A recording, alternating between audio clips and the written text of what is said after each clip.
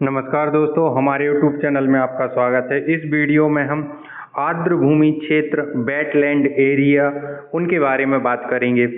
हाल ही में 15 अगस्त 2024 को भारत सरकार के द्वारा 3 वेटलैंड एरिया घोषित किए गए हैं। उसके बाद भारत में कुल वेटलैंड एरिया की संख्या 85 हो गई है। उसके पहले 82 थे और 75 से 6 जो हैं 76 थे। 76 से 6 जून 2024 में बढ़ाए गए थे। उसके बाद अगस्त में 3 और नए स्थल शामिल किए गए हैं।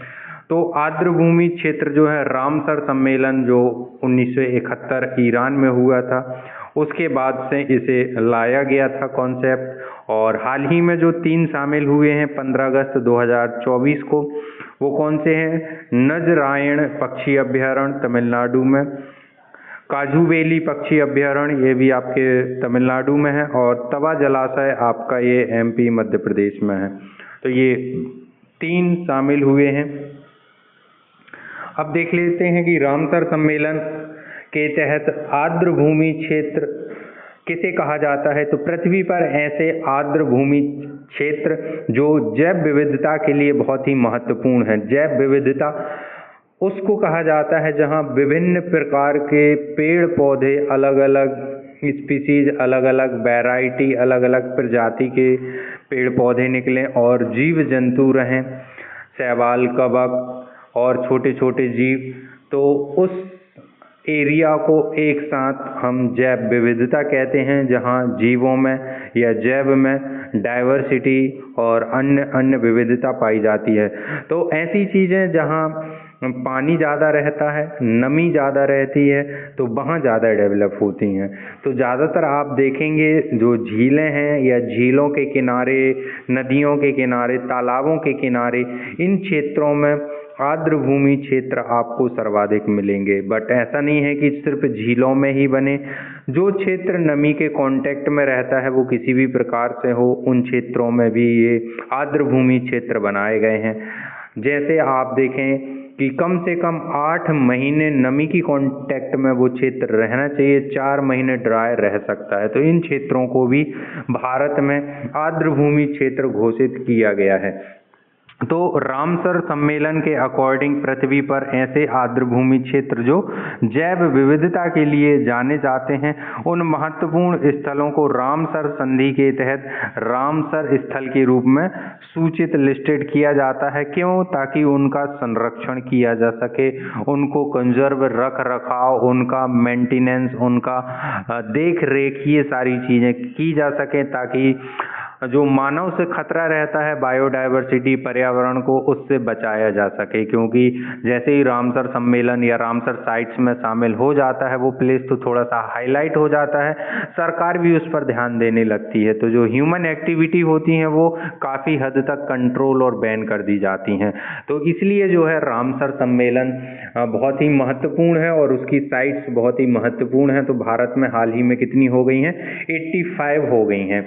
अब ये जो है 2 फरवरी 1971 को ये रामसर सम्मेलन हुआ था, इसलिए 2 फरवरी को हम वेटलैंड डे मनाते हैं भारत में। आर्द्र भूमि दिवस कब मनाया जाता है? 2 फरवरी को। क्यों मनाया जाता है? क्योंकि 1971 में ईरान के रामसर, जो कि कैस्पियन सागर के तट पर बसा हुआ शहर है, वहाँ पर यह सम्मेलन हुआ था वैज्ञानिकों का। तो रामसर शहर में आर्द्र भूमि के संरक्षण को लेके एक संधि हुई थी, जिसे हम रामसर संधि कहते हैं।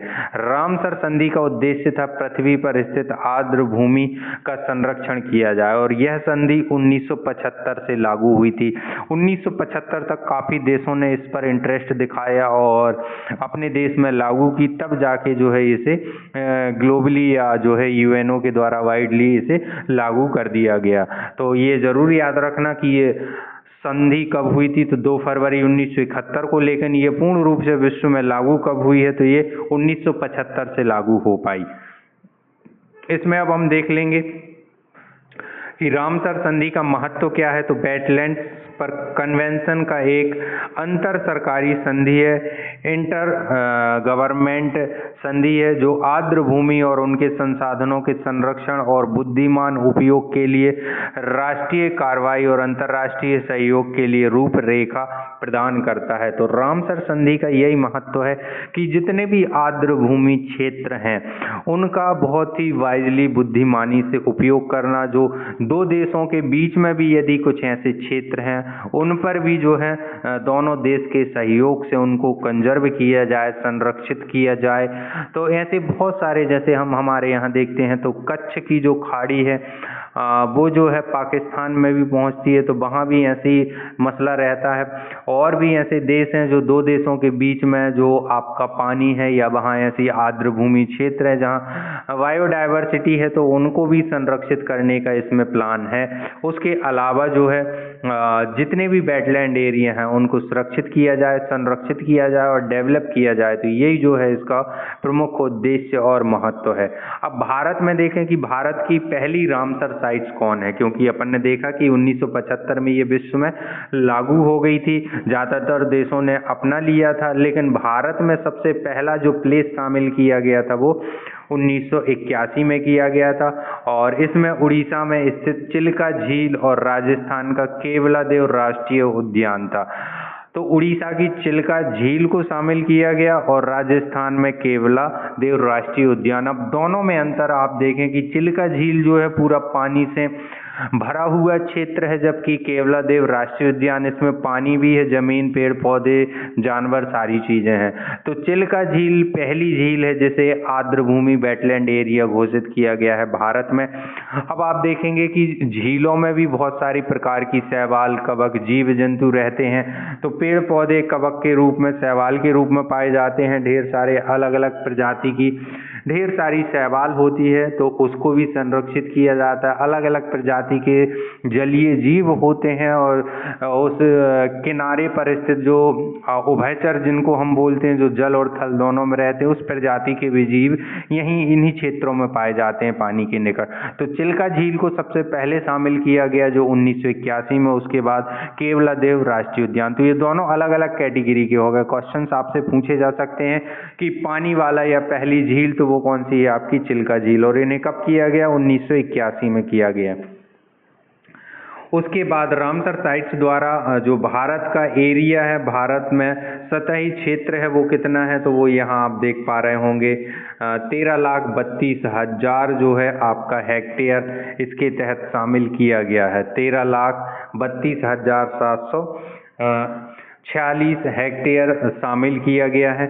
और तमिलनाडु में सर्वाधिक 16 रामसर साइट्स हैं भारत में, जो कि सबसे अधिक रामसर साइट्स वाला राज्य कहलाता है। यदि भारत की बात की जाए कि भारत में सर्वाधिक रामसर साइट्स या आर्द्र भूमि वेटलैंड एरिया कौन से राज्य में है, तो वो तमिलनाडु में आता है, क्योंकि तमिलनाडु आप देखते हैं 3 तरफ से आपका समुद्र से घिरा हुआ है और वहाँ की जलवायु ऐसी आर्द्र भूमि वाली है, तो ज़्यादातर वहाँ पर ऐसी स्पीसीज और ऐसी स्थितियाँ निर्मित होती हैं। तो सर्वाधिक कहाँ पर है, आपके तमिलनाडु में है। जो अभी हमने देखा कि अभी रिसेंटली 15 अगस्त 2024 को 3 स्थल शामिल किए गए हैं, जिसके बाद 85 हो गए हैं। पहला नजरायण पक्षी अभ्यारण्य, ये भी तमिलनाडु में है। काजूवेली पक्षी अभ्यारण्य ऑल्सो तमिलनाडु में है। तीसरा तवा जलाशय, ये बस मध्य प्रदेश में है, पचमढ़ी में है। तवा नदी पर होशंगाबाद नर्मदापुरम जिला कहलाता है, पचमढ़ी के पास में ही तवा जलाशय। तवा डैम जो कि मध्य प्रदेश का पहला डैम प्रोजेक्ट माना जाता है और इस पर बहुत सारी चीज़ें शुरू की गई थी। मछलियों का पालन किया गया था और यहाँ विभिन्न प्रकार की मछलियाँ रहती हैं, अलग अलग प्रजाति की ज़्यादातर। उसके अलावा पक्षियों की वैरायटी रहती है। फिर उसके बाद आप देखेंगे इस क्षेत्र में सागौन, बांस और विभिन्न प्रजाति के पेड़ पौधे पाए जाते हैं। जड़ी बूटियां सर्वाधिक पाई जाती हैं, मेडिसिनल प्लांट पाए जाते हैं। तो इन्हीं सभी चीज़ों को लेके इसे आर्द्र भूमि क्षेत्र घोषित और संरक्षित किया गया है। अब देख लेते हैं भारत में जो 82 वेटलैंड एरिया है, वेटलैंड आर्द्रभूमि क्षेत्र हैं, कहाँ कितने हैं, वो 3 और आप इस ऐड कर दें तो टोटल 85 हो जाएंगे। यहाँ 82 हैं। आंध्र प्रदेश का कोल्लेरू झील है, असम का दीपोर बील है, और बिहार की 3 है, कंवर झील हो गई आपकी, नागी पक्षी अभ्यारण्य हो गया, नकटी झील हो गई, गोवा का एक नंदा झील है, गुजरात में 4 हैं, खिजड़िया, नल सरोवर, थोल झील और बादवाना वेटलैंड। हरियाणा की बात करें तो सुल्तान राष्ट्रीय उद्यान है और भिंडाबास वन्यजीव अभ्यारण्य है। हिमाचल प्रदेश में आपके 3 हैं, चंद्रताल हो गए, पोंग डैम झील हो गई और रेणुका झील हो गई। तो आप देख पा रहे होंगे ज़्यादातर झीलों में ही आपके वेटलैंड एरिया हैं। जम्मू कश्मीर की बात करें तो 5 हैं, होकस्सर वेटलैंड हो गया, हुगाम वेटलैंड एरिया कंजर्वेशन रिजर्व हो गया, सालबुग वेटलैंड, मानसर सुरसरी वन्यजीव अभ्यारण्य और बुलर झील। तो ये 5 जो हैं आपके कहाँ हैं, जम्मू एंड कश्मीर में हो गए ये 5 आपके।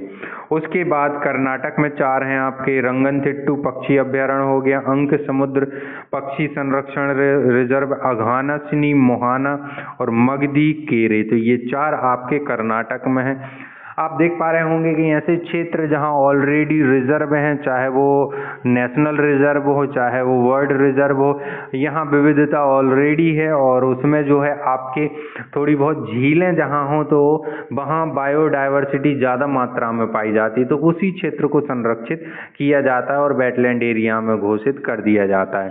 लद्दाख की बात करें तो 2 हैं आपके, तिसोकर और तिसो मोररी झील। उसके बाद मध्य प्रदेश में 4 और प्लस 1 अभी तवा डैम हुआ तो टोटल 5 हो गए हैं। वेटलैंड आपका भोज ताल जो भोपाल में है, सांख्या सागर शिवपुरी में है, शिवपुर आपका इंदौर में है, यशवंत सागर आप देखेंगे यशवंत सागर भी इंदौर में है। तो ये आपके 4 और 5वां जो है तवा डैम तवा झील जो कि आपके होशंगाबाद नर्मदापुरम में, तो ये टोटल 5 हो गए। महाराष्ट्र में आपके 3 हैं, लोनार झील हो गई, नंदू मदमेश्वर हो गया, थाने क्रीक हो गया। तो ये महाराष्ट्र में 3, मणिपुर में लोकटक झील हो गई, मिजोरम में पाला वेटलैंड हो गया। उड़ीसा की बात करें तो उड़ीसा में 6 हैं, अंसुपा झील, भीतरकनिका मैंग्रोव, चिल्का झील, हीराकुंड जलाशय, सतकोशिका कंठ और तंपारा झील। तो ये 6 आपके उड़ीसा में। पंजाब में भी आप 6 हैं, Beas conservation, Harike wetland, Kanjli wetland, Keshopur Miami, Nangal वन्यजीव और रोपड़ वेटलैंड। तो ये पंजाब के हो गए। राजस्थान में 2 हैं, केवलादेव और सांबर, केवलादेव और सांबर को, तो केवलादेव को सबसे शुरू में ही 1981 में कर दिया गया था और सांबर झील, तो 2 हो गए। उसके बाद त्रिपुरा में रुद्र सागर झील है एकमात्र। उत्तर प्रदेश में 10 हैं, बखीरा अभ्यारण्य, हैदरापुर बखीरा अभ्यारण्य, हैदरपुर, नवाब पक्षी पार्वती अर्गा अभ्यारण्य, समान पक्षी अभ्यारण्य समसपुर, सांडी पक्षी अभ्यारण्य, सरसई नवार और ऊपरी गंगा। तो ये 10 जो हैं आपके कहाँ के हैं, उत्तर प्रदेश के हैं। उत्तराखंड का आसन बैराज हो गया। पश्चिम बंगाल में 2 हैं, ईस्ट कोलकाता वेटलैंड और सुंदरवन डेल्टा जो है वो हो गया। अब सर्वाधिक हमने बात की थी कहाँ, तमिलनाडु में कितने हैं, 16, और 2 अभी रिसेंटली शामिल हुए हैं, तो टोटल कितने हो गए आपके, 18 प्लेस हो गए हैं। तो तमिलनाडु में सर्वाधिक 18 हैं, जो 16 यहाँ लिखे हैं। चित्रागुड़ी पक्षी अभ्यारण्य, मन्नार की खाड़ी हो गई आपकी बायोस्फीयर बायो रिजर्व है, काजी रनर कुलम पक्षी अभ्यारण्य, करेबेट्टी पक्षी, कारीकिली पक्षी अभ्यारण्य, कूथन कुलम पक्षी अभ्यारण्य, लॉन्गवुड 16, पल्लीकरण पिचावरम हो गया। उसके बाद आप देखेंगे पॉइंट कैलीमरी पक्षी अभ्यारण्य, सुचिंद्रम थेरू, उदय मंदुथुरई पक्षी अभ्यारण्य, बदापुर पक्षी अभ्यारण्य, बेंदा थगल पक्षी अभ्यारण्य, बेलाड पक्षी अभ्यारण्य, बेम्बनूर वेटलैंड कॉम्प्लेक्स। तो ये जो हैं आपके 16 तमिलनाडु में और 2 रिसेंटली अभी शामिल हुए। तो ऐसे कुल मिला के कितने, 18 वेटलैंड एरिया भारत के तमिलनाडु राज्य में है, जो कि सर्वाधिक है। तो ये हमारे भारत के वेटलैंड एरिया हैं जो कि टोटल 85 हैं।